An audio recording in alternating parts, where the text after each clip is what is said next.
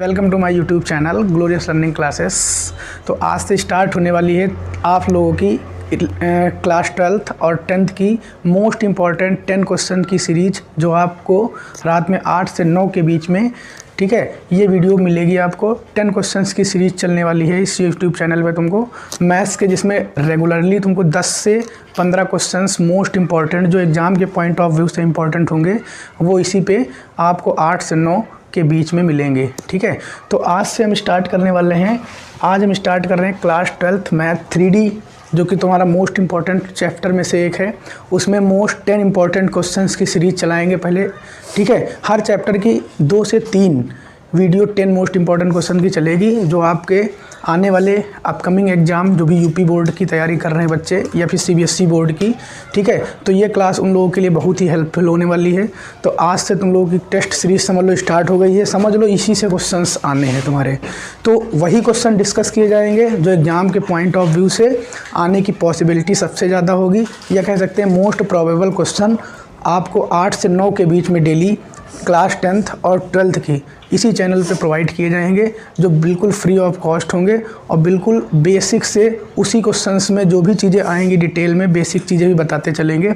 भले ही कोई लड़का मान लो बेसिक से कोई चीज़ नहीं पढ़ा हो, लेकिन जो मोस्ट इम्पॉर्टेंट सीरीज चलेगी उसमें जो भी क्वेश्चंस आएंगे उसके जो भी बेसिक्स वगैरह होंगे, तो वो इसमें क्लियर बिल्कुल हो जाएगा इससे।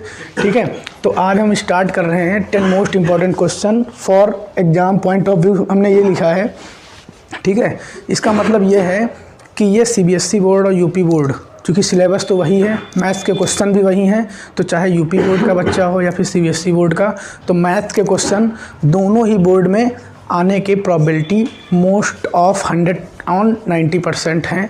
ठीक है, तो आज से हम स्टार्ट कर रहे हैं। फाइंड द डायरेक्शन कोसाइंस, पहला क्वेश्चन हम डिस्कस करते हैं। Find the direction cosines LMN of a line which makes equal angle with the coordinate axis.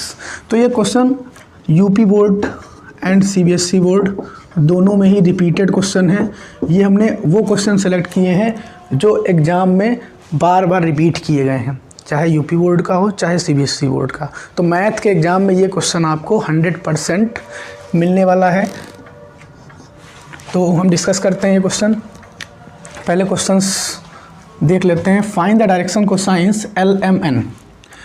तो find the direction cosines LMN of line which makes equal angle with the coordinate axis. It's mean जो तुम्हारे direction cosine है वो आपस में क्या है, equals हैं। तो डायरेक्शन कोसाइंस होते क्या हैं, सबसे पहले बेसिक जान लेते हैं 2 मिनट में, उसके बाद इस क्वेश्चन पे आएंगे तो हो सकता है तुम लोगों को बहुत ही ईजिली समझ में आए। तो डायरेक्शन कोसाइंस जो होते हैं तुम्हारे, यहाँ पे पहले बेसिक देखेंगे, उसके बाद उसका क्वेश्चन, तो हो सकता है उससे बहुत सी हेल्प मिलेगी आप लोगों को। तो डायरेक्शन कोसाइंस की बात करते हैं अगर हम, तो डायरेक्शन कोसाइंस जो होते हैं हम लोगों को पता होगा, कोऑर्डिनेट एक्सिस जो होता है उसमें 3 एक्सिस होते हैं, एक x, दूसरा y, तीसरा z। तो x, y, z, इन 3 एक्सिस पे 3 कोऑर्डिनेट होंगे, x, y, z, जैसा कि हम लोगों को पता है। ठीक है, तो x वाले कोऑर्डिनेट पे तुम्हारा L आएगा, y वाले कोऑर्डिनेट पे M आएगा और z वाले पे N आएगा। तो LMN, तो डायरेक्शन कोसाइंस जो होते हैं वो सेंटर से एक टाइप की क्या होती है, इनकी डिस्टेंस को कह सकते हैं ये। ठीक है, सेंटर से इनकी डिस्टेंस होती है तुम्हारी, और ये जो डिस्टेंस होती है इनको हम डायरेक्शन रेशियो कहेंगे। इन्हीं को क्या कहेंगे हम, डायरेक्शन रेशियो। तो ये इसका सेंटर है 0,0। तो ये LMN जो होते हैं, L मतलब x एक्सिस पे लाई करेगा, M y एक्सिस पे, N z एक्सिस पे। तो जो ABC डिस्टेंस हमने ली है सेंटर से, ये इनके डायरेक्शन रेशियो हैं। तो डायरेक्शन कोसाइन और डायरेक्शन रेशियो में भी रिलेशन होगा। तो कुछ की पॉइंट बनाएंगे जिसके थ्रू आप लोगों को बहुत ही ईजिली सारे क्वेश्चन समझ में आने वाले हैं। तो हमने क्या बताया, 3 डायरेक्शन रेशियो होते हैं जो L, M और N होते हैं। ठीक है, L जो होता है वो अल्फ़ा x एक्सिस के अलॉन्ग एंगल होता है, कॉस अल्फ़ा। M जो होता है वो कॉस बीटा, जहाँ पे बीटा y एक्सिस पे तुम्हारा एंगल है, और N क्या है, कॉस गामा। ठीक है, तो इसके की पॉइंट ये है कि L equal to cos alpha, M equal to cos beta, N equal to cos gamma. ठीक है, ये LMN तीनों ही क्या होते हैं, ये तीनों ही डायरेक्शन कोसाइन होते हैं। तो direction cosine L equal to cos alpha, M cos beta, N cos gamma. ठीक है, तो इनकी एक प्रॉपर्टी होती है L square plus M square plus N square equal to 1। इसका मतलब ये हुआ एल को हम कॉस अल्फ़ा भी कह सकते हैं, ठीक है, we can say cos alpha is L, ठीक है। और इसी रिजल्ट को हम ऐसे भी लिख सकते हैं कॉस स्क्वायर अल्फ़ा, क्योंकि L equal to cos alpha होता है ना, तो एल मतलब एल स्क्वायर है तो cos square alpha plus cos square beta plus cos square gamma. तो ये स्टैंडर्ड रिजल्ट है जो आप लोगों को ध्यान रखना है एग्जाम के पॉइंट ऑफ व्यू से। तो ये बेसिक बता दिया। और एक रिलेशन होता है डायरेक्शन रेशियो डायरेक्शन कोसाइन में, ठीक है, तो वो भी हम बता देते हैं कि एल जो होता है वो इक्वल होता है A upon under root A square plus B square plus C square, where A B C are direction ratio. M equal to, अभी हमने बताया एम जो होता है तुम्हारा वाई एक्सेस पे लाई करता है, इसका डायरेक्शन रेशियो बीटा होता है, तो M equal to beta upon under root A square plus B square plus C square. तो एन इक्वल टू क्या होगा, C upon under root A square plus B square plus C square. तो ये तुम्हारा relation हम कह सकते हैं किसमें है, ये रिलेशन बिटवीन है तुम्हारा किसमें, direction ratio and direction cosine में, ठीक है। तो ये चीज़ें हमको ध्यान रखनी है जब भी डायरेक्शन रेशियो डायरेक्शन कोसाइन से चीज़ें आएंगी। अब हम इस क्वेश्चन पे आते हैं जिसके थ्रू आप लोगों को बहुत ही आसानी से ये क्वेश्चन समझ में आने वाला है। तो हम लोग बताना क्या है, हमको find the direction cosines LMN of line which makes equal angle. Equal angle का मतलब ये हुआ कि जो एंगल ये अल्फ़ा है, जो बीटा लिया है और जो गामा लिया है, तीनों एंगल आपस में क्या है, इक्वल है। तो alpha equal to beta equal to gamma, ठीक है। तो वी नो डैट प्रॉपर्टी हम लोगों को पता ही है, हमको एलएमएन की वैल्यू बताना है। तो वी नो डैट प्रॉपर्टी अभी हमने जो ये यूज की है, यही प्रॉपर्टी यूज होगी तुम्हारी कि L square plus M square plus N square equal to 1। लेकिन हमको एंगल में रिलेशन दिया है, इसलिए ये प्रॉपर्टी हम इस टाइप से भी नोट कर सकते हैं कि cos square alpha plus cos square beta plus cos square gamma is equal to 1। लेकिन हमको गिवन क्या है कि तीनों एंगल आपस में जो मेक्स एंगल बना रहे हैं डायरेक्शन कोसाइन के वो इक्वल है। तो इसका मतलब alpha equal to beta equal to gamma अगर है तो हम यहाँ नोट कर सकते हैं कॉस स्क्वायर अल्फ़ा। बीटा की जगह भी हम क्या लिख सकते हैं, अल्फ़ा, क्योंकि हमको क्या पता है अल्फ़ा बीटा और गामा एंगल तीनों आपस में क्या है, ये गिवन है। तो यहाँ पे कॉस स्क्वायर, यहाँ पर भी हम क्या नोट कर सकते हैं, cos square alpha equal to 1। तो cos square cos square cos square तो हो जाएगा 3 cos square alpha equal to 1। तो यहाँ पे अगर हम कॉस स्क्वायर अल्फ़ा की वैल्यू फाइंड करें तो 1/3 आएगी। अगर केवल कॉस अल्फ़ा निकाल लें तो इस तरफ 1/√3, और वो भी किसमें, प्लस माइनस, क्योंकि अंडर रूट्स के बाद हम प्लस माइनस भी लगा देंगे। तो अगर हमको एक एंगल कॉस अल्फ़ा आ गया 1/√3, ठीक है, और इसका मतलब ये क्या दिया है, एल, क्योंकि अभी हमने क्या बताया कि जो एल होता है वो कॉस अल्फ़ा के इक्वल होता है। तो अगर ये कॉस अल्फ़ा 1/√3 आया, इसका मतलब direction cosine L equal to क्या है, 1/√3। लेकिन इक्वल एंगल है तो इसका मतलब जो एल होगा वही एम होगा, जो एन होगा वही एल होगा। तो मतलब L equal to M equal to N, इन तीनों की वैल्यू किसके इक्वल आ जाएगी, 1/√3, ठीक है। या फिर हम इसको ऐसे भी बना सकते हैं plus minus 1/√3 comma plus minus, answer को ऐसे भी मॉडिफाई कर सकते हैं 1/√3 कॉमा प्लस माइनस 1/√3, ठीक है। तो तुम्हारा ये एल है, ये एम है, ये एन है, तो तुम्हारा आंसर क्या आ जाएगा, प्लस माइनस 1/√3। क्योंकि एक अगर प्लस माइनस 1/√3 आया है तो आने वाले जितने भी एंगल बताए गए इसमें कि all angle makes equal which makes equal angle. तो अगर एक प्लस माइनस 1/√3 है तो इसका मतलब जितने भी तीनों हैं वो तीनों ही क्या आएंगे, प्लस माइनस 1/√3। तो आंसर हो जाएगा plus minus 1/√3 comma plus minus 1/√3 comma plus minus 1/√3। तो ये क्वेश्चन होता है कंप्लीट। आई होप तुम लोगों के क्वेश्चन समझ में आ गया होगा। अब डिस्कस करते हैं क्वेश्चन नंबर 2। तो क्वेश्चन नंबर 2 तुम्हारा ये रहा बेटा कि क्वेश्चन नंबर 2 में क्या बोल रहा है, if a line has direction ratio -18, 12, -4। इसका मतलब डायरेक्शन रेशियो भी हमने क्या बताया, ABC से डिनोट किए जाते हैं। ये चीज़ हमेशा ध्यान रखना, डायरेक्शन रेशियो अगर है तो उसको स्मॉल a BC से डिनोट करेंगे, लेकिन डायरेक्शन कोसाइंस अगर है तो LMN से। तो डायरेक्शन रेशियो का मतलब, इसका मतलब ये हुआ कि a इक्वल टू -18 दे दिया गया है, b है 12 और c कितना दिया है -4। लेकिन हमसे पूछ क्या रहा है, then find the direction cosines. Direction ratio given है ABC, तो हमको डायरेक्शन कोसाइन मतलब L, M और N, ये तीनों वैल्यू क्या करनी है, फाइंड करनी है। तो अभी हमने जैसा कि बेसिक में बताया कि अब हम जो तुमको एक फॉर्मूला बताए थे डायरेक्शन कोसाइन और डायरेक्शन रेशियो में जो तुम्हारा रिलेशन था, वो फॉर्मूला ये आया कि L equal to A upon under root A square plus B square plus C square, M का होता है B अपॉन और N का होता है C अपॉन अंडर रूट। ठीक है, तो तुमको यही ध्यान रखना, अगर हम L का डायरेक्शन कोसाइंस निकालेंगे और डायरेक्शन रेशियो हमको गिवन है, तो L के लिए फॉर्मूला देखो हमने ये बताया कि A upon under root A square plus B square plus C square, और A तुम्हारा गिवन कितना है -18। ठीक है, और अंडर रूट में A स्क्वायर का मतलब क्या हुआ, 18 का स्क्वायर करेंगे तो 324 आएगा, प्लस 12 का स्क्वायर करेंगे तो 144 आएगा, और 4 का स्क्वायर करेंगे तो 16 आएगा।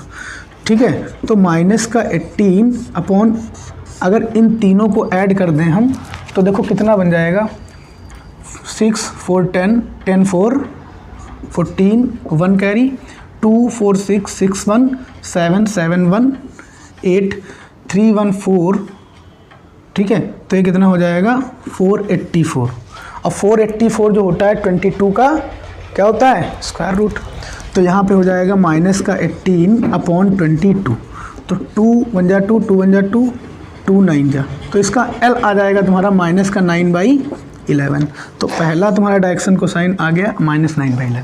अब दूसरा डायरेक्शन कोसाइन जब M निकालेंगे तो हमको पता है M के लिए ऊपर B होगा और नीचे वाली वैल्यू पूरी वही रहेगी। तो अब इस बार हम क्या करेंगे, डायरेक्टली हम 22 नीचे रख देंगे, क्योंकि हम तो ये इसको सॉल्व करके √484 आया ही था। तो यहाँ पे B की वैल्यू तुम्हारी क्या है 12, और नीचे लेंगे 22, 2 6 जा 2 1 जा 2 1 जा, तो M इक्वल टू आ गया तुम्हारा कितना 6/11। दूसरा डायरेक्शन कोसाइंस पता हो गया। अब रही बात N की, तो N के लिए ऊपर आता है C, चूँकि N लाई करता है Z एक्सेस पे, तो डायरेक्शन कोसाइन भी C आएगा तुम्हारा, मतलब डायरेक्शन कोसाइन के अकॉर्डिंग डायरेक्शन रेशियो ऊपर C आएगा, नीचे वही 22 आएगा। मतलब यहाँ पे पहले लिख देते हैं जैसा कि फॉर्मूला हमने बताया है अभी तक। तो C तुम्हारा दिया है -4 और ये आएगा 22, तो 2 2 जा 4 2 1 जा 2 2 1 जा 2 -2/11। तो फाइनल तुम्हारे जो डायरेक्शन कोसाइंस आएंगे वो एक तो आ गया -9/11 और दूसरा आ गया 6/11 और थर्ड आ गया -2/11। It is the answer. अब आते हैं थर्ड मोस्ट इंपॉर्टेंट क्वेश्चन पे। जैसा कि आप लोगों को हमने बताया कि हम 10 मोस्ट इंपॉर्टेंट क्वेश्चन डिस्कस करेंगे जो एग्जाम के पॉइंट ऑफ व्यू से बहुत ही इंपॉर्टेंट होंगे। तो हम डिस्कस करते हैं क्वेश्चन नंबर 3। तो क्वेश्चन नंबर 3 हमने बताया जो कि तुम्हारे CBSE बोर्ड 2019, 2021 और यूपी बोर्ड में 2018 और 20 में पूछा गया ये क्वेश्चन है तुम्हारा। तो लगभग 1 से 2 साल बाद ये क्वेश्चन तुम्हारे CBSE ने भी पूछा है और यूपी बोर्ड में भी पूछा गया है, और जो कि बहुत ही इंपॉर्टेंट और बहुत ही ईजी क्वेश्चन हैं।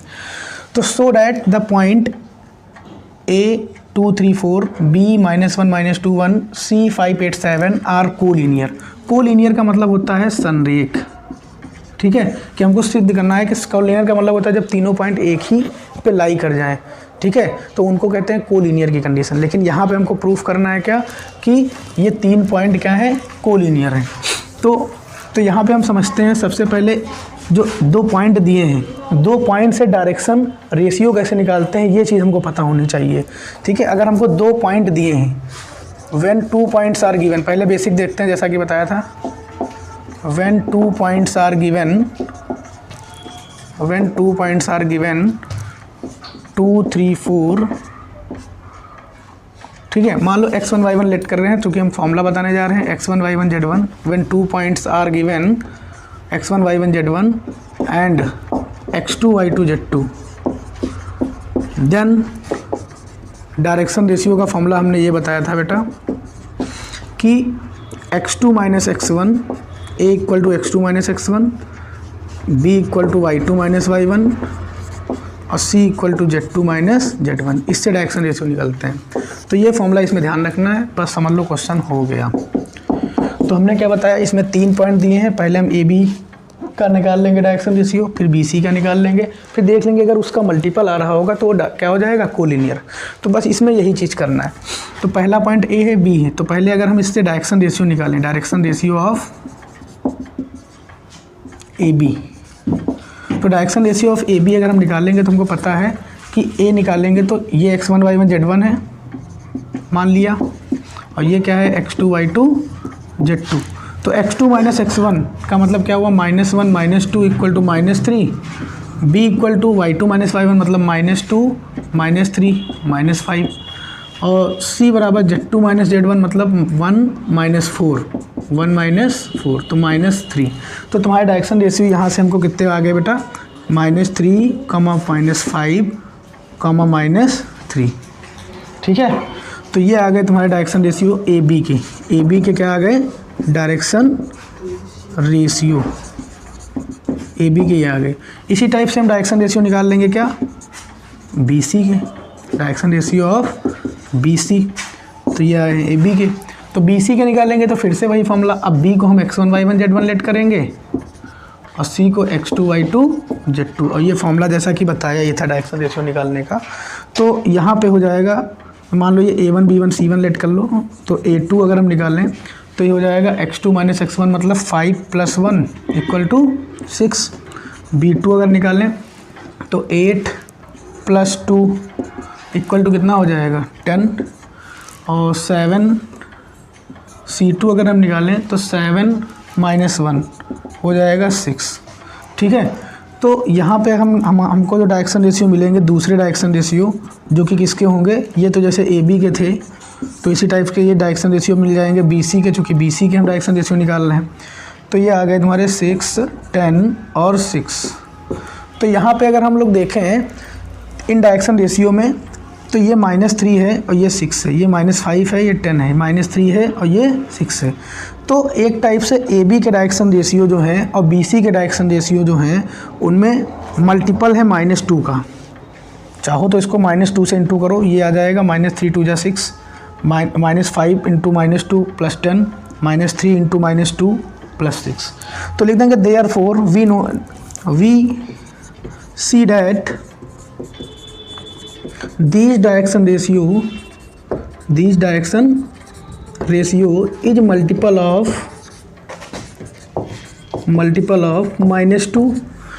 -2। अगर किसी भी चीज़ का मल्टीपल हो, जैसे यहाँ तो -2 का हो सकता है, 2 का भी हो सकता है, 3 का हो, तो मतलब अगर उसका मल्टीपल आ रहा है, ए बी का डायरेक्शन रेशियो निकाल लेंगे, बी सी का निकाल लेंगे। तो अगर ए बी का डायरेक्शन रेशियो बी सी का मल्टीपल आ रहा है, ठीक है, तो इसका मतलब वो क्या होंगे, therefore these points are collinear, therefore these points A B C are collinear. It's proof. ठीक है, इट्स क्वेश्चन डन। ठीक है, आई होप तुम लोगों को आसानी से समझ में आ गया होगा। क्वेश्चन नंबर 3 जो कि बहुत ही मोस्ट इंपॉर्टेंट है। अब हम देखने वाले हैं क्वेश्चन नंबर 4। तो क्वेश्चन नंबर 4 तुम्हारा ये रहा बेटा कि so that the line through the points 1 - 1 2 3 4 - 2 is perpendicular to the line through the points 0 3 2 3 5 2। तो अभी हमने जैसा कि बताया इससे प्रीवियस वाले क्वेश्चन में कि अगर 2 पॉइंट गिवन है तो उससे डायरेक्शन रेशियो निकालने का फॉर्मूला होता है a = x2 - x1, b = y2 - y1, c = z2 - z1। तो इसमें भी लेकिन परपेंडिकुलर की कंडीशन गिवन है। तो अगर परपेंडिकुलर की कंडीशन गिवन है, परपेंडिकुलर की कंडीशन के लिए क्या होता है बेटा, ये चीज़ अगर ध्यान रखना तो इससे क्वेश्चन बहुत बनेंगे। परपेंडिकुलर की कंडीशन में हमेशा क्या होता है, जो डायरेक्शन रेशियो हम निकालेंगे पहले इस पॉइंट से जो निकालेंगे a1 b1 c1 और इस पॉइंट से जो निकालेंगे a2 b2 c2। तो अगर परपेंडिकुलर की कंडीशन है तो हमेशा ध्यान रखना कि a1.a2 + b1.b2 + c1.c2 ये हमेशा 0 आना चाहिए। अगर ये 0 आ गया समझ लो प्रूफ हो गया। अगर परपेंडिकुलर की जगह पैरेलल की कंडीशन आएगी, अगर मान लो कोई क्वेश्चन बनना है तो उसके लिए होता है a1/a2 = b1/b2 = c1/c2। ये कंडीशन सेटिस्फाई होनी चाहिए। तो यहाँ की जैसा कि हमको पता है इस क्वेश्चन में परपेंडिकुलर की कंडीशन है, तो हम क्या करेंगे, पहले जो 2 गिवन पॉइंट है उससे पहला काम तुम्हारा है डायरेक्शन रेशियो निकालना। तो यहाँ सबसे पहले हम निकालेंगे direction ratio a1 b1 c1। Point तुम्हारे क्या होंगे, ये x1 y1 z1 का वर्क करेंगे और ये x2 y2 z2 का वर्क करेगा। और पहले इससे ही निकाल लेते हैं, x2 - x1 मतलब 3 - 1 हो जाएगा 2, 4 + 1 हो जाएगा 5, -2 - 2 तो -2 - 2 हो जाएगा -4। तो ये आ गया डायरेक्शन रेशियो तुम्हारे फर्स्ट 2 पॉइंट से। अब यही परपेंडिकुलर है दूसरे, तो हम परपेंडिकुलर है दूसरे पॉइंट के, तो इन दोनों के भी डायरेक्शन रेशियो निकाल लेते हैं। तो 3 - 0 हो जाएगा 3 - 0 3, b2 अगर निकालें तो 5 - 3 y2 - y1 2 और C2 अगर निकालें तो 6 - 2 4। तो जैसा कि हमको पता है दोनों के डायरेक्शन रेशियो पता चल गए हैं। अब हम कंडीशन लगाएंगे, ठीक है। गिवन है कि परपेंडिकुलर हैं, दोनों पॉइंट एक दूसरे के क्या हैं, परपेंडिकुलर हैं या 90 डिग्री पे हैं। तो इसलिए हमने अभी कंडीशन बताई A1A2 plus B1B2 plus C1C2 is equal to 0। अब यहाँ पे हम क्या करेंगे, A1 तुम्हारा 2 है, A2 3 है, तो 2 × 3 प्लस 5 × 2 प्लस -4 × 4। अगर 0 ही आ जाता है तो समझ लो ये प्रूफ हो जाएगा। तो 2 × 3 = 6 प्लस 5 × 2 = 10 माइनस का 16 इक्वल टू 0। 16 - 16 इक्वल टू 0, तो 0 is equal to 0। This condition is satisfy, this condition is satisfy, therefore these points perpendicular to each other। Question number 4 done होता है। अब आते हैं हम क्वेश्चन नंबर 5 पे, जो कि तुम्हारा next question most important question में से सेलेक्ट किया गया है। तो इसमें बताया गया है find the equation of line. अब यहाँ पे जो इक्वेशन ऑफ लाइन आई है इसको बारे में समझ लेते हैं कि जो इक्वेशन ऑफ लाइन होती है, इक्वेशन ऑफ लाइन, ठीक है, वो होती है तुम्हारी अगर एक पॉइंट से पास हो रही है तो उसका फॉर्मूला बेटा ये होता है r vector equal to a vector plus lambda b vector, ठीक है। अगर एक पॉइंट गिवन है और दूसरा वेक्टर गिवन है तो हमको ये फॉर्मूला यूज करेंगे इक्वेशन ऑफ लाइन का। तो इसमें हमको क्या बताना है, find the equation of line which passes through the point, ठीक है, and parallel to the vector ये। तो सबसे पहला काम तुम्हारा क्या है, जो पॉइंट गिवन है 1 2 3, इससे पहले हम वेक्टर फॉर्म बना लेंगे। जब भी एक कोई गिवन पॉइंट होगा, जैसे मान लो x1 y1 z1 गिवन है, इससे हमको वेक्टर बनाना है। तो वेक्टर बनाने के लिए ये होता है, जो पॉइंट होगा x1 × i, y1 के साथ j और z1 के साथ k। तो हमको पता है ये i, हमने जैसा कि भी बताया था कि कोऑर्डिनेट एक्सेस जो होता है तुम्हारा x y z, तो यहाँ पे x पे i वेक्टर आता है, y पे j और z पे k। तो अगर आगे वाला है तो इसमें i लगा देंगे, y1 है तो j, z1 है तो k। तो समझ लो पॉइंट से वेक्टर फॉर्म बनाना बहुत ही आसान है। तो a vector is equal to i + 2j + 3k। ये हमने इस पॉइंट से वेक्टर बना लिया। लेकिन कब बताया गया है कि ये पैरेलल है किसके, दूसरे वेक्टर। तो सपोज कर लेंगे ये वेक्टर क्या है 3i + 2j - 2k। अब हमको क्या निकालनी है, इक्वेशन ऑफ लाइन। और हमको इक्वेशन ऑफ लाइन का फॉर्मूला पता है, we know that equation of line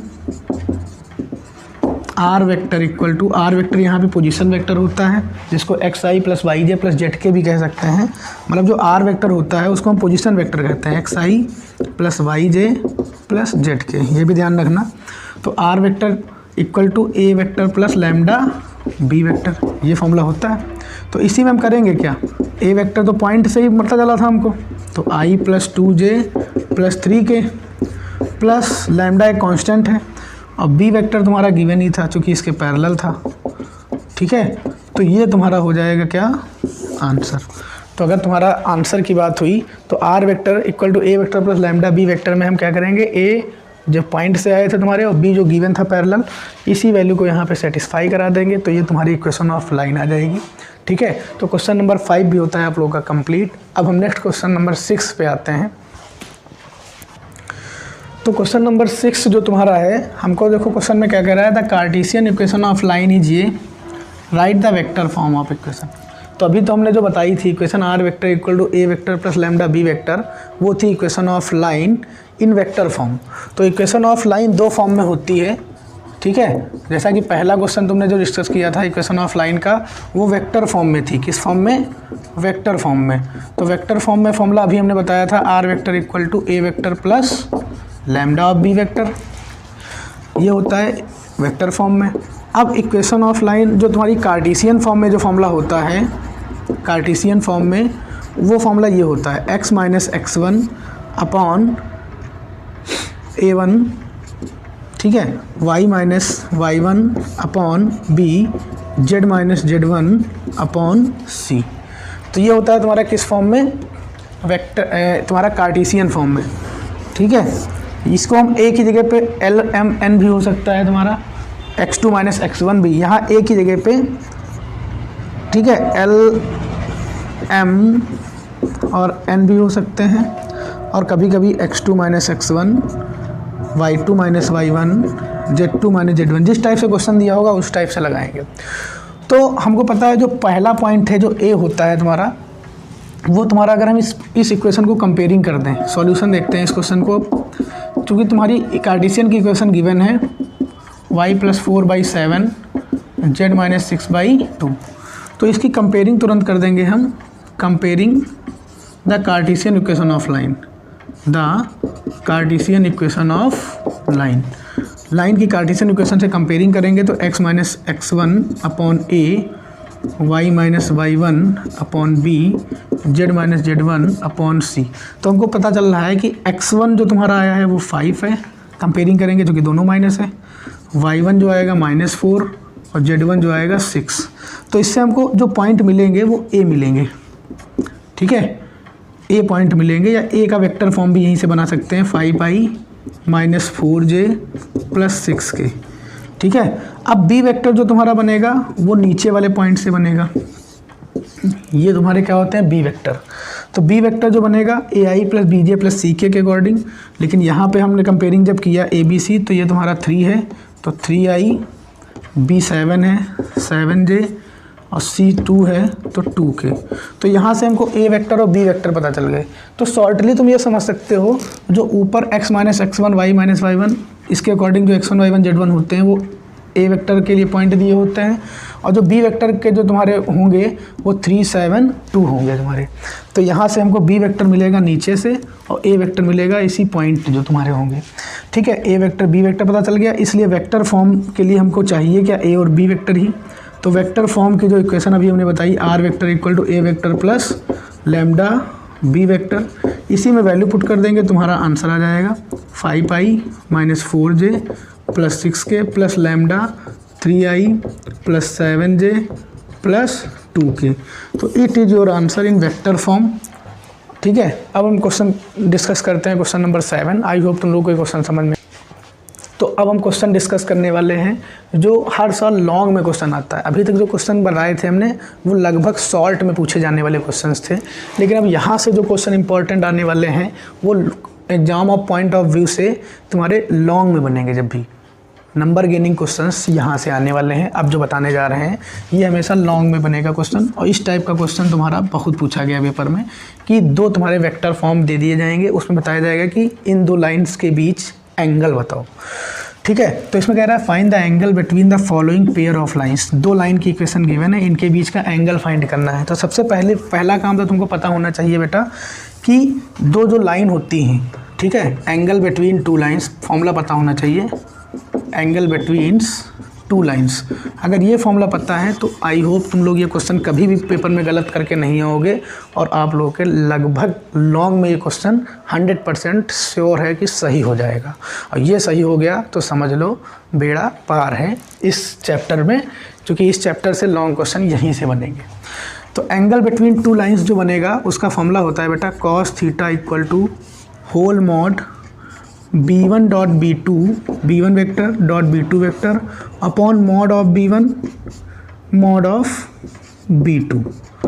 ये फॉर्मूला बेटा आप लोगों को ध्यान रखना है कि cos theta = whole mod b1 b2 b1 dot b2 mod of b1 into mod of b2।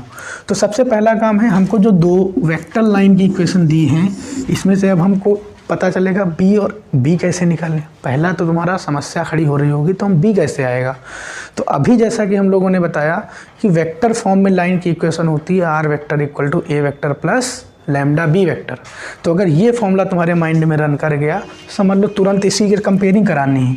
तो जो पहली इक्वेशन है और जो दूसरी इक्वेशन इसको लेट कर लिया, तो in equation first and second की कंपेयरिंग हम करा देंगे, comparing by the vector form of line equation, vector form of line equation जो कि तुम्हारी क्या होती है बेटा r vector = a vector plus lambda b vector, इससे कंपेयरिंग कराएंगे। तो हमको केवल b चाहिए, तो हमको पता है ये वाला तो a है, कंपेयरिंग कराओ भी तो r वेक्टर, ये पूरा का पूरा क्या है, ए है, लेकिन हमको फॉर्मूले में बी चाहिए केवल। तो हम ए क्यों लिखे कि ये ए तुम्हारा इतना है, बी ये है, ए ये है, ठीक है, बी ये है, तो हमको केवल बी चाहिए। तो हम केवल बी जो होगा तुम्हारा वो कांस्टेंट के पास वाली वैल्यू है, जैसे कि यहाँ पे दिख रहा होगा तुम लोगों को। तो कांस्टेंट के पास की वैल्यू ये है, यहाँ पर भी ये। तो पहले वाले से b1 लेट कर लेंगे हम, क्योंकि हम तो मेन इक्वेशन से कर रहे हैं, लेकिन दो हैं तो एक को b1 एक को b2 लेट कर लो। तो b1 वेक्टर आ जाएगा बेटा 3i + 2j + 6k। इसी टाइप से सिमिलरली b2 निकालेंगे तो ये वाली वैल्यू आ जाएगी, चूँकि यहाँ म्यू है, कांस्टेंट कुछ भी हो सकता है, ठीक है, लेकिन ये कांस्टेंट है लैम्डा म्यू। तो ये वाली वैल्यू क्या होगी, b2। तो b2 वेक्टर आ गई i + 2j + 2k। तो जैसे ही b1 b2 आ गए तुरंत ही इसका बेटा मॉड भी यही निकाल दो, तुरंत ही इसका क्या कर दो, मॉड भी निकाल दो यहीं पे, मॉड ऑफ b1। तो मॉड निकालना तुम लोगों को स्टार्टिंग से आता होगा। तो अगर मान लो कोई a वेक्टर इक्वल टू ये दे दिया गया है xi + yj + j, ठीक है, चलो मॉड निकालना भी सिखा देते हैं तुम लोगों को। तो मॉड ऑफ a अगर निकालेंगे तो i j k के कोफिशिएंट का स्क्वायर का सम रखते हैं। तो अंडर रूट पहले लगाना है, फिर i का कोफिशिएंट x है तो x², j का कोफिशिएंट y है तो y², k का कोफिशिएंट z है तो z²। तो ऐसे निकाला जाता है mod, i j k coefficient के स्क्वायर का सम अंडर रूट में। तो इसमें भी हम बेटा ऐसे निकालेंगे अंडर रूट में। यहाँ पे i का कोफिशिएंट 3, 3 3 जा 9, 2 का स्क्वायर 4, 6 का स्क्वायर 36, इसको बेटा ऐड करेंगे 49 आएगा, और 49 का अंडर रूट होता है बेटा 7। तो हमको पता चल गया b1 वेक्टर कितना आ गया, मॉड में b1 वेक्टर 7 आ गया। तो इसी टाइप से b2 भी निकाल लो बेटा यहीं पे। तो b2 कितना आ गया, अंडर रूट में कोफिशिएंट का स्क्वायर करो बेटा 1 + 4 + 4, अंडर रूट में 9, और 9 का होता है अंडर रूट 3। तो b2 भी मॉड आ गया। अब सीधे सीधे फॉर्मूला अप्लाई करके वैल्यू पुट करना है, बस आंसर इज योर। तो मॉड में b1.b2, पहली बात तो ये magnitude of b1 vector dot magnitude of b2 vector. अब b1.b2 का मतलब ये हुआ कि इन दोनों का डॉट प्रोडक्ट, और डॉट प्रोडक्ट जब भी कराओगे तो हमने प्रॉपर्टी बताई थी वेक्टर में कि i.i, j.j, k.k 1 होती है वैल्यू हमेशा। लेकिन अगर डिफरेंट में ही आ गई कि i के साथ अगर i की इंटू है या j इंटू है या k इंटू है तो इनकी वैल्यू 1 होती है। अगर i के साथ कोई डिफरेंट वेक्टर डॉट में आ गया तो हमेशा क्या होता है, 0। तो हमको अगर मान लो इनकी इंटू भी करानी है, b1.b2 भी निकालना है, तो इसका इसके साथ ही आएगा प्रोडक्ट, क्योंकि इसके साथ करोगे 0, इसके भी साथ 0, इसमें भी केवल ये देगा, मतलब जो सेम वाले हैं वही देंगे। तो हम सीधे सीधे क्या करेंगे बेटा, तुमको शॉर्ट ट्रिक एक बता रहे हैं कि b1.b2 अगर निकालना है तो i का कोफिशिएंट हमने देखा 3, यहाँ i का कोफिशिएंट कुछ नहीं दिखे तो हमेशा मान लेना 1 है। तो इनके कोफिशिएंट का सीधे सीधे इंटू कर दो, 3 × 1। अब इसमें भी j में देखो, j का कोफिशिएंट 2, यहाँ पे j का कोफिशिएंट 2, तो 2 2 जा 4 प्लस k का कोफिशिएंट j, k का कोफिशिएंट 2, तो b1 यहाँ पे हो गया 6 2 जा 12, होल मॉड लगा देंगे, यहाँ वैल्यू पुट कर देंगे, मॉड b1 7 और मॉड b2 3। तो यहाँ पे आंसर आ गया 3 + 4 7 7 12 19, मॉड में 21। तो आंसर तुम्हारा आ जाएगा 19/21। तो cos थीटा ये आया है, तो थीटा इक्वल टू बेटा हमको चूँकि एंगल निकालना था तो theta equal to cos inverse 19/21। तो ये तुम्हारा क्या हो गया बेटा, आंसर। तो एंगल हम ऐसे निकालेंगे बेटा, ये क्वेश्चन लिख के लेना बेटा, ये क्वेश्चन पेपर में आना है आना है आना है, चाहे CBSE बोर्ड हो चाहे यूपी बोर्ड हो। तो ये क्वेश्चन हर बार पूछा जाता है कि एंगल बिटवीन 2 लाइंस, तो सीधे सीधे ये फॉर्मूला पता होना चाहिए, और r वेक्टर से equal to a vector plus lambda b vector से कंपेयरिंग करके b1 b2 ये आ जाएंगे तुम्हारे, ये b1 है ये b2 है, तुरंत ही इनका मैग्नीट्यूड साथ में निकाल लिया, फिर फॉर्मूला लगा दिया b1.b2 magnitude mod b1 b2 और वैल्यू पुट कर दी, बस आंसर आ गया। ठीक है, तो क्वेश्चन नंबर 7 होता है तुम्हारा कंप्लीट। तो बेटा आप क्वेश्चन नंबर 8 पे हम आते हैं, जो तुम्हारा उसी टाइप का क्वेश्चन है, बस थोड़ा घुमाया गया है। जैसे उसमें वेक्टर फॉर्म में तुम्हारा एंगल फॉर्म करना था, इसमें बस क्वेश्चन बना दिया गया है कि जब तुमको वेक्टर फॉर्म की जगह पे कार्टेशियन फॉर्म में लाइन की इक्वेशन दी होगी तो उनके बीच एंगल कैसे फाइंड करते हैं। तो आओ हम इस क्वेश्चन में देखते हैं कि क्या चल रहा है तुम्हारे क्वेश्चन में। Find the angle between 2 line of pair अब तुमको ये जो लाइन की इक्वेशन दिख रही हैं ये किस फॉर्म में दिख रही है बेटा? कार्टेशियन फॉर्म में। जैसा कि हमने अभी दो फॉर्म बताई लाइन की इक्वेशन के, एक vector form A R vector equal to A plus lambda B vector, और दूसरा जो कार्टेशियन फॉर्म अभी हमने बताई तो वो तुम्हारा ये होता है बेटा कि x minus X one upon A, Y minus Y one upon B, Z minus Z one upon C. तो ये कार्टेशियन फॉर्म में होती है। इसी से हम कंपेयरिंग कर देंगे बेटा, comparing these equation by Cartesian form of equation. तो कार्टेशियन की ये इक्वेशन है, तो हमको पता है ये तुम्हारे a1, ये तुम्हारे पॉइंट जो इससे मिलेंगे, हमने भी बताया था कि ये ए बी सी वाले हैं, ये भी ए बी सी वाले हैं, मतलब इससे a1 वेक्टर और a2 वेक्टर मिलेगा। लेकिन हमको b वेक्टर मिलेंगे भी तो ये नीचे से मिलेंगे, क्योंकि जैसा कि अभी हमने इस टाइप का क्वेश्चन डिस्कस किया था। तो यहाँ से b1 वेक्टर जो आएगा वो आ जाएगा, इसी से बनाओ बेटा, जो पॉइंट मिल गए 2 5 माइनस 3, ये समझ लो तुम्हारे जो है इसी से b वेक्टर फॉर्म होता है, जैसा कि हमने प्रीवियस क्वेश्चन में भी देखा था।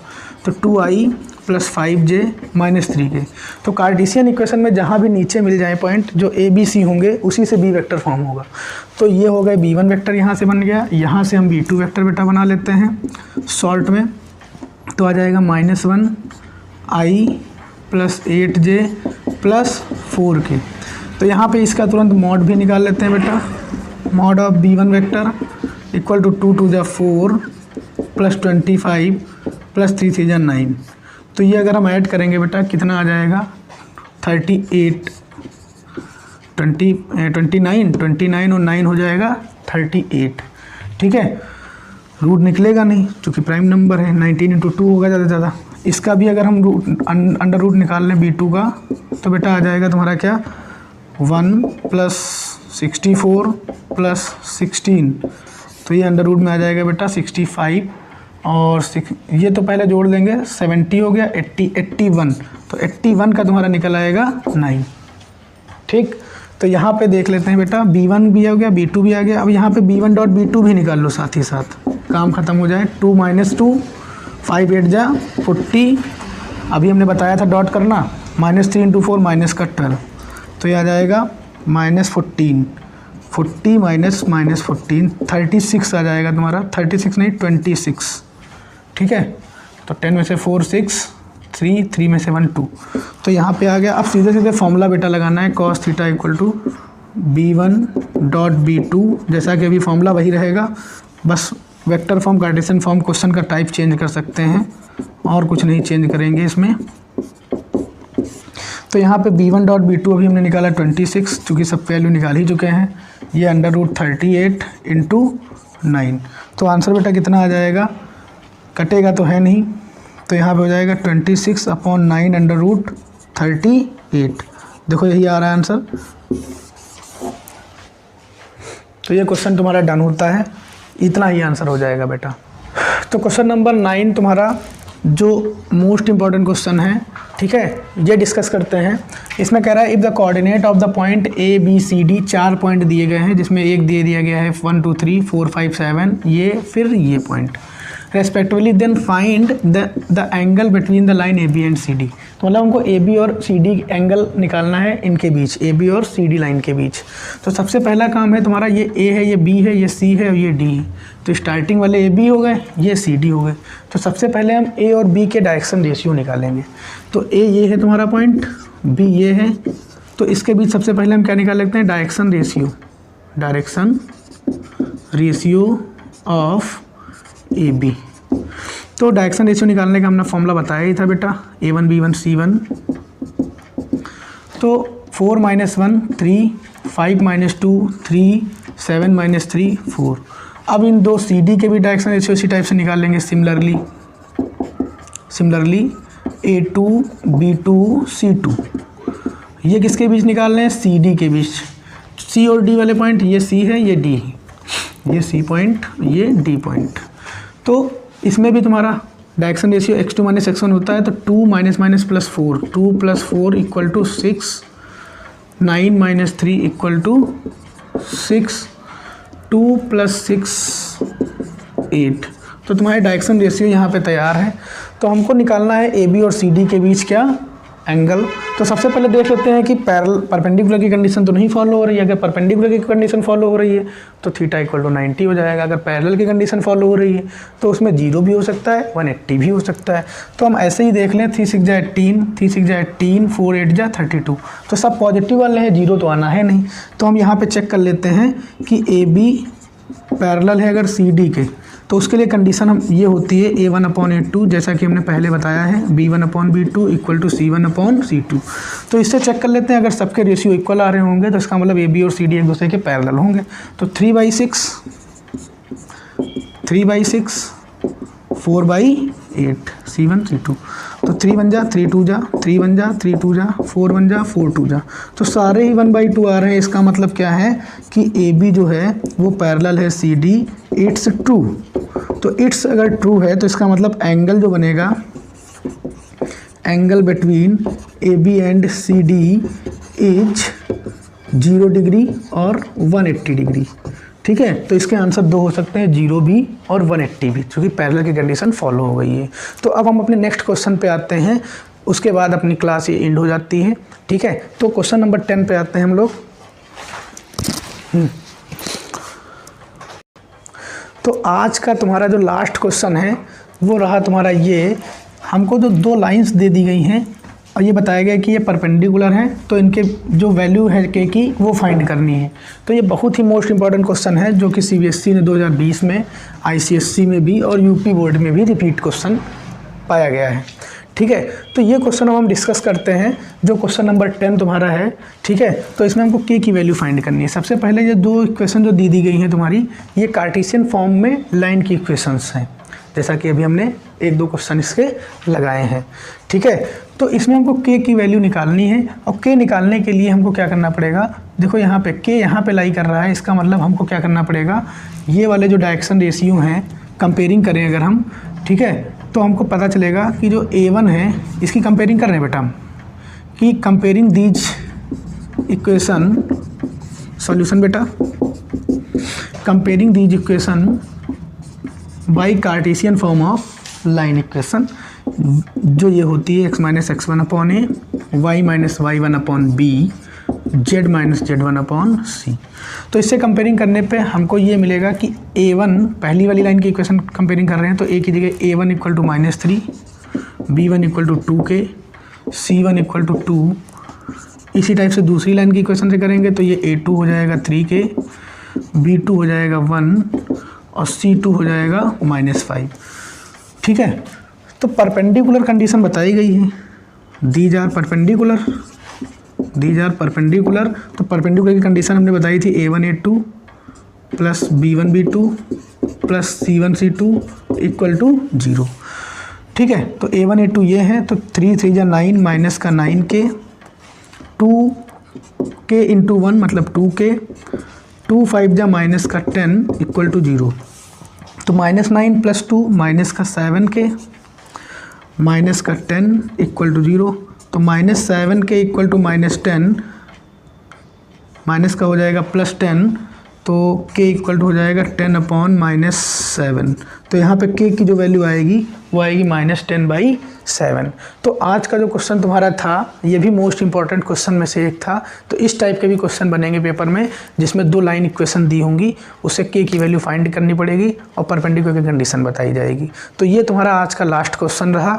तो इसी टाइप से अब रेगुलर तुमको 10 question most important chapter wise दिए जाएंगे।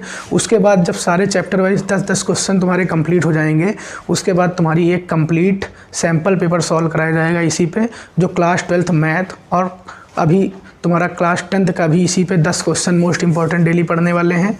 ठीक है, तो हर चैप्टर के लगभग 10 से 20 क्वेश्चन पढ़ेंगे। तो 10 क्वेश्चन तो आज पढ़ गए हैं, हो सकता है 10 तुम्हारी नेक्स्ट वीडियो में पढ़ेंगे। तो इस टाइप से 10 और 10-20 क्वेश्चन को लेकर के तुम्हारा चैप्टर हमेशा क्लियर रहेगा। तो मोस्ट इंपॉर्टेंट 20 ही क्वेश्चन बताए जाएंगे तुम्हारे, ठीक है, जो एग्जाम के पॉइंट ऑफ व्यू से 100 on 100 आने के चांसेस रहेंगे। ठीक है, तो हो सकता है कि उसमें से कुछ क्वेश्चन इधर उधर हो जाएं, लेकिन लगभग क्वेश्चन इसी टाइप से बनेंगे। डिजिट चेंज कर सकते हैं, लेकिन क्वेश्चन का टाइप यही रहने वाला है तुम्हारा। और यही क्वेश्चन तुम्हारे रिपीटेड क्वेश्चन ही हम लेके आएंगे, जो पेपर में हर साल पूछे जाते हैं। तो पहले चैप्टर वाइज, फिर उसके बाद सैम्पल पेपर। तो इस टाइप से आप लोग कनेक्ट रहें हमारे YouTube channel glorious learning classes के साथ, और इस टाइप से आपको हम जो भी तुम्हारे एग्ज़ाम के पॉइंट ऑफ व्यू से सीबीएसई बोर्ड या यूपी बोर्ड के जो भी स्टूडेंट्स रहे हैं हमारे, जो यूट्यूब चैनल से हमारे कनेक्ट हैं, तो उनको इससे हेल्प मिल पाए, तो इसलिए ये तुम्हारी सीरीज़ चलाई जा रही है 10 क्वेश्चंस की इस यूट्यूब चैनल पे।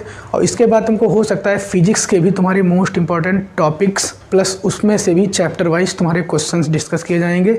जो मोस्ट इंपॉर्टेंट न्यूमेरिकल होंगे वो भी इस चैनल पर प्रोवाइड किए जाएंगे, वो भी 10th और 12th को लेकर के। क्योंकि 1 से 1.5 महीना तुम्हारा पेपर का बचा है, तो अभी अगर हम लोग मेहनत नहीं करेंगे तो हो सकता है रिजल्ट में कुछ ना कुछ फॉल्ट मिलेगा। लेकिन अगर इस टाइप से बने रहोगे तो हो सकता है तुम लोगों के रिजल्ट में भी कुछ ना कुछ ग्रोथ मिलेगी। ठीक है, तो इस टाइप से हम आपको जो भी तुम्हारे क्वेश्चंस पेपर के एग्ज़ाम के पॉइंट ऑफ व्यू से इंपॉर्टेंट होने वाले हैं वो इस चैनल पे हम डिस्कस करेंगे। और जो भी उसके बेसिक चीज़ें होंगी, जिस भी क्वेश्चन से, जैसे मान लो हमने कोई भी क्वेश्चन बताया है तो उसके बेसिक चीज़ें भी बताने की कोशिश करते हैं। जैसे मान लो कभी नहीं भी पढ़ा होगा तो तुमको वो क्वेश्चन ज़रूर समझ में आने वाला है। ठीक है, तो आज की वीडियो हम इतनी रखते हैं। नमस्कार, जय हिंद, जल्दी मिलते हैं नेक्स्ट वीडियो में। सी यू टुमारो।